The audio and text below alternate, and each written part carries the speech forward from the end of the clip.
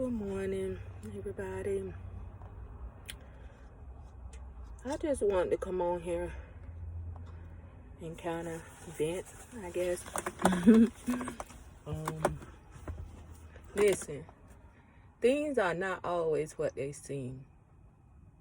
And that's on real right there. Like, you can put on this persona that everything's good, everything's peachy, everything's going well. And it can be at that moment in time. But we have our moments as ladies, as women, whatever, as people in general, men too.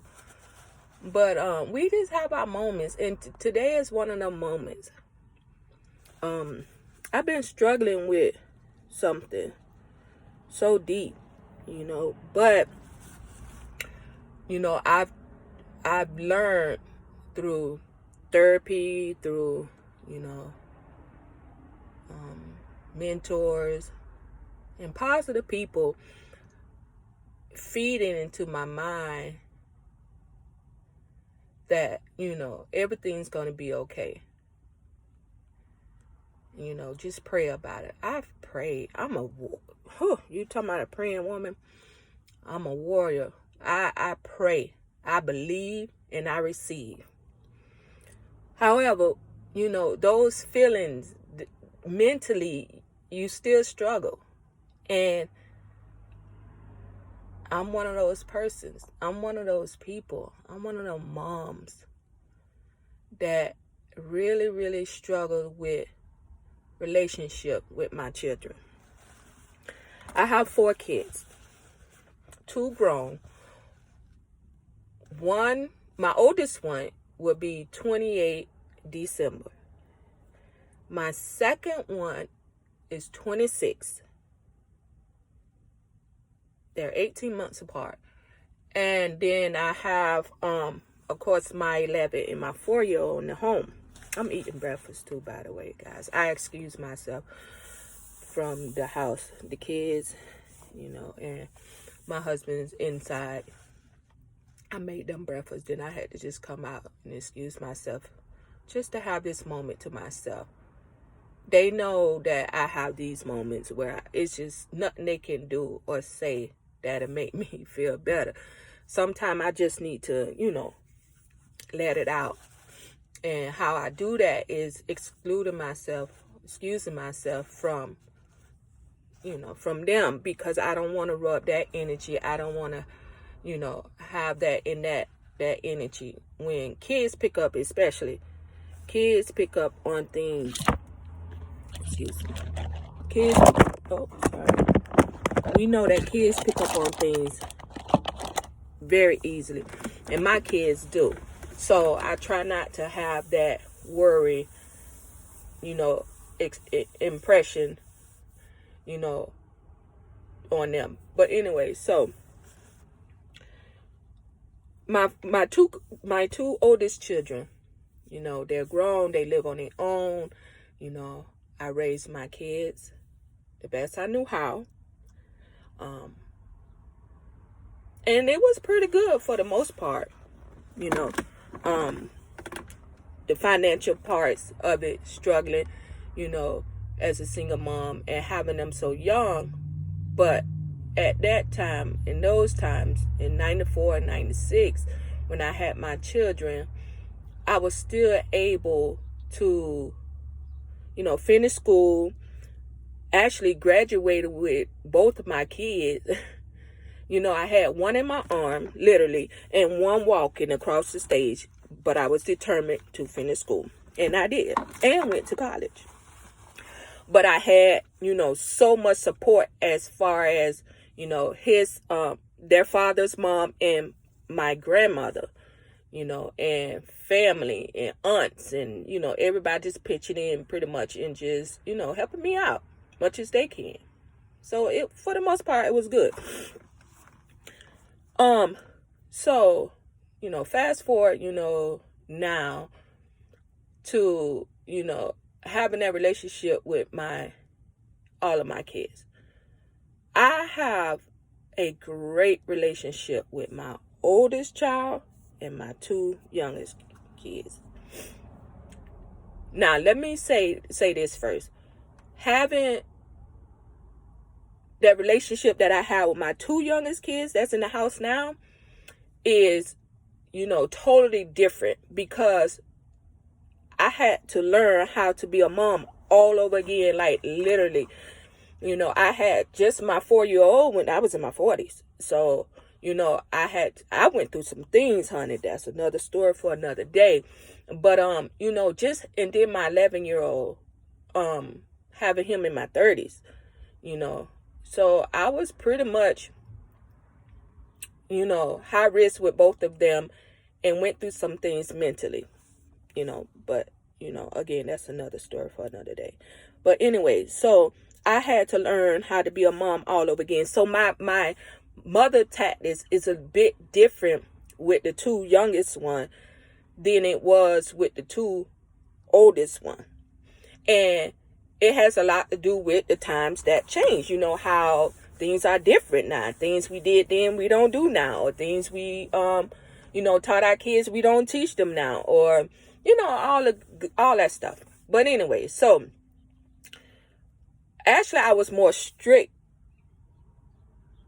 with my two oldest one than I am with the two youngest one. And that have, again, to do with probably my age and the patience, which I have little of. So it's almost like, whatever, just, you know what I mean? But, yeah. So anyway, so I have this relationship, even with all of that going on, I always had a good relationship with my two oldest kids up until my second child, which is now 26, when she got into high school, when she turned 16, like literally, she turned into a whole nother person. Our bond was so great, so good. Like, we had such a good relationship to the point where when she started hanging around these people, these friends and these, going to, high school and all of this stuff, things changed drastically. And to a point where I couldn't even, like, she was literally driving me insane. Suspension from school, cussing me out, disrespecting me, not following curfew, fighting me. She had to be taken out of my home and everything, like, temporarily, of course. And, come to find out, she was hanging around with the wrong people, doing drugs, something that I didn't approve of, and she knew it. So by me not knowing that she was, doing these things, because I didn't know what to look for other than she was just being rebellious, I just thought, okay, this is just teenage stuff. Well, really, she was struggling, with substance abuse. And yeah, so that kind of turned our relationship into a whole nother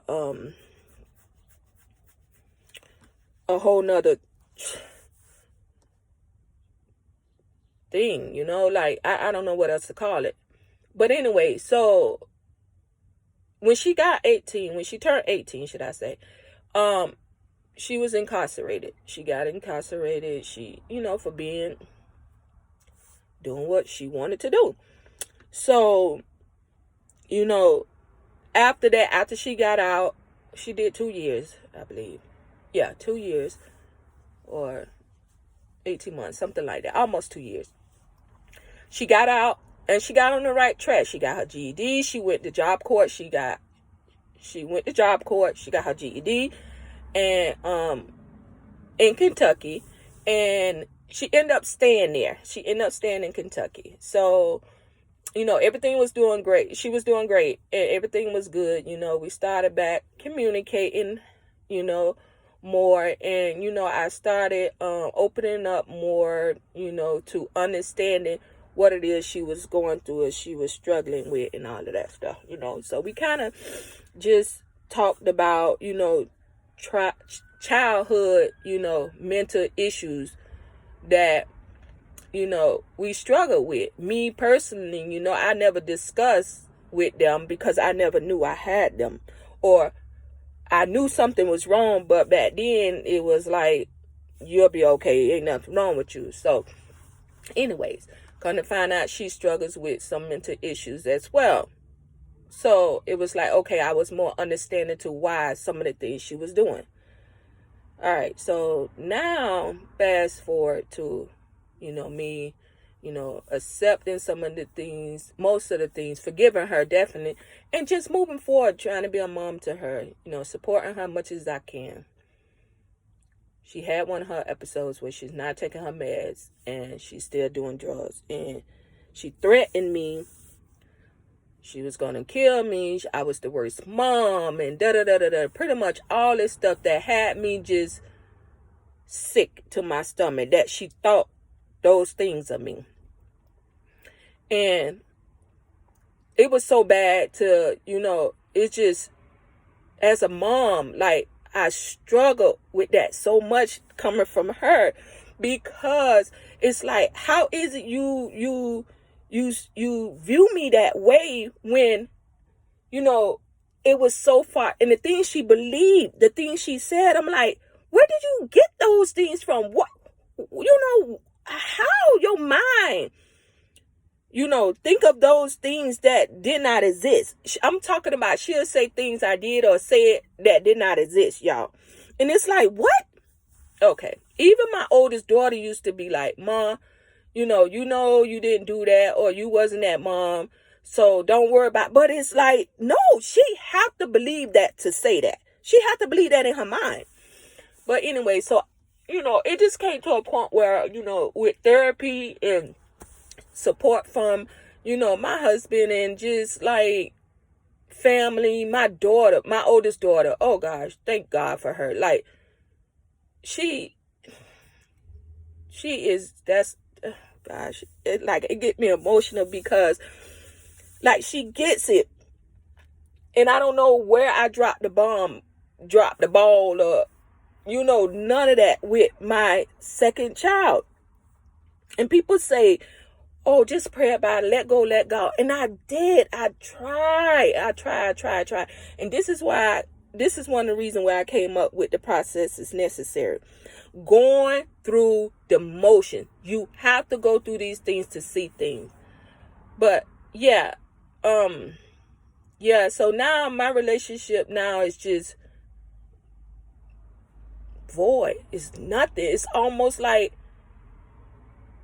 I don't have 4 children. It's like I have 3 kids, and it's like, it's killing me inside, no matter how much I try to let go and let God deal with this situation, just knowing that she's out there and I have no communication, no way of speaking with her, because I had to block her.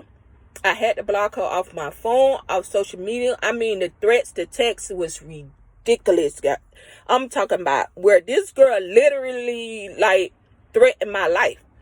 I could have put her in jail, but it's like, that's my daughter. But I do keep all the receipts just in case. But in all of it is just over like these things in her head mentally she's struggling with, that she refused to take her meds for, to make her feel better. And I always, when we were communicating, stressed to her how important it is to continue taking her meds and to just, stay on the right path. It only helps her. It don't help her. But that the drugs is just killing my daughter so slowly. And it's like, sometimes I just get in my moments where I feel so sad. Like I just, how can I be a great mom to 3 children when she's out there and I can't even get through to her, guys, like, because she won't help herself. So yeah, I just wanted to let it out. Like, Now I go back in and be the best mom and wife that I can be for my 2 children. And then my oldest one, we talk every day, so she know how I feel, but she also understand that, sometimes, she just had to let me just have my moments.